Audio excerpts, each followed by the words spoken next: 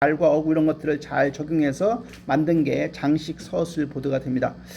그래서 우리가 제품 컨셉 보드의 평가 기준이라고 하면 제품이 제공해 줄 수 있는 코어에 대한 베니핏, 코어 베니핏, 핵심 편익이나 구매하는 이유, 또 구매 이유, 또 차별성, 가독성은 우리가 읽히는 거죠. 가독성 또는 지각성 이런 것들을 가지고 우리가 제품 컨셉 보드를 평가하게 된다.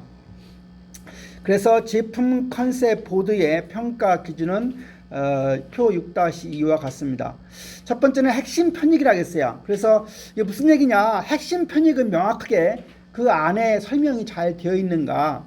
두 번째는 핵심 편익의 설명을 명확하게 이해할 수 있는가? 설명은 되어 있는데 그게 무슨 말인지를 이해 못하면 안 되니까 그 설명을 잘 명확하게 이해할 수 있는가? 세 번째는 핵심 편익과 관련해서 단어나 그림들이 단순하고도 직접적인 소비자가 이해할 만한 언어인가, 이런 것들이 이제 세 가지 관점에서 핵심 편익을 갖다가 평가를 하게 되고요. 두 번째, 구매 이유입니다. 소비자들이 만족할 만한 이유가 있는가, 또 그 이유를 믿을만 할 수 있는가, 이런 것이 이제 구매 이유가 되는 것이고요. 어떤 제품이 새로 나오면 반드시 차별성을 가져야 되는 거죠. 그래서 우리가 차별성과 관련해서는 제품의 우수성과 품질을 설명할 수 있는가, 제품의 혁신성과 독특성도 설명할 수 있는가, 그리고 의미 있는 차별화인가, 차별화를 했다고 하는데 뭐 별로 의미 없는 거 아니냐, 이런 것처럼. 그래서 의미 있는 차별화인가, 이런 것들을 우리가 가지고 평가하게 된다. 네 번째는 가독성입니다. 가독성 아까 읽히는 거라고 했는데 우리가 컨셉을 30초 내로 읽을 수 있는가? 뭐 무슨 말인지 몰라가 몇 번씩 읽어봐야 무슨 말인지 이해한다고 하면 가독성이 없는 거죠. 그래서 딱 봐가지고 30초 이내에 읽을 수 있는가? 전체 내용입니다. 그 다음에 보기와 읽기가 편한가? 보기와 읽기가 편하든가? 너무 글씨가 작거나 하면은 뭐 보기가 안 좋겠죠. 그래서 읽기가 지루하지 않은가? 읽기가 지루하다는 얘기는 너무 많은 글자가 들어가 있으면 그리고 읽기가 지루할 거니까요. 아이라도 이해할 수 있을 만큼 쉽게 쓰여 있는가, 이게 가독성입니다. 그 다음에 제품 컨셉 보드의 마지막 평가 기준은 지각성입니다. 컨셉에 있는 사진이 구매 욕구를 불러일으키는가. 그냥 먹는 거라고 하면은 뭐 먹고 싶은 욕구가 생겨야 되는데 그런 생각이 전혀 없다고 하면 잘못된 거죠.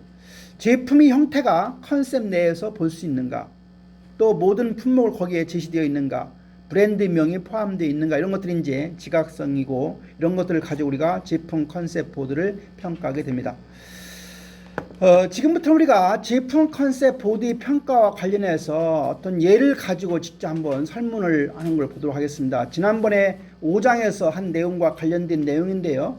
전기면도기 제조회사인 H라고 하는 회사에서는 새로운 전기면도기에 대한 고객들의 반응을 얻고자 한다. 다음 질문에 답하기 전에 제품 설명문을 읽어보자. 그 제품에 대한 설명문, 그 서술문입니다.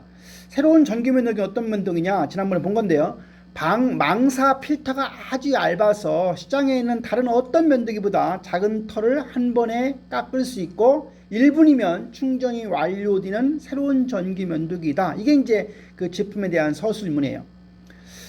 이거와 관련해서 우리가 몇 가지 이제 그 평가 선정 기준을 가지고 물어보는 문제가 되겠습니다. 첫 번째 문제 보여요. 출시된다고 하면, 이 새로운 전기 면도기가 출시된다고 하면 제품을 구입할 의향은 어느 정도입니까? 구매 의도와 관련된 물음이에요.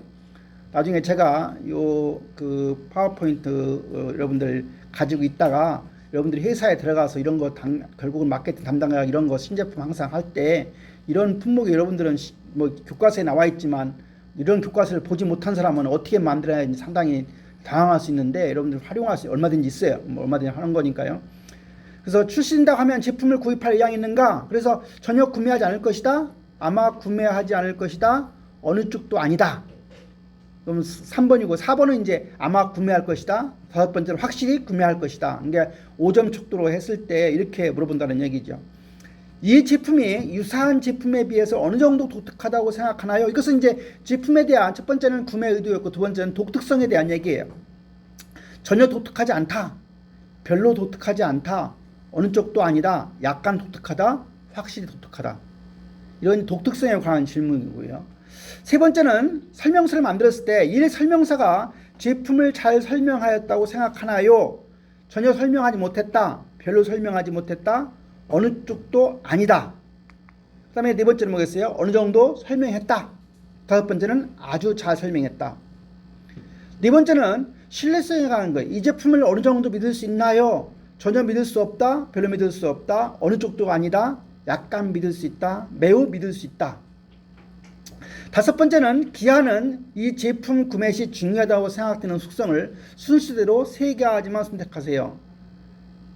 진짜 어떤 속성이 몇 가지 나왔다고 하면 그 속성에 대해서 1순위가 뭐가 중요하고 뭐가 중요하고 그 순서를 갖다가 적으라는 얘기입니다.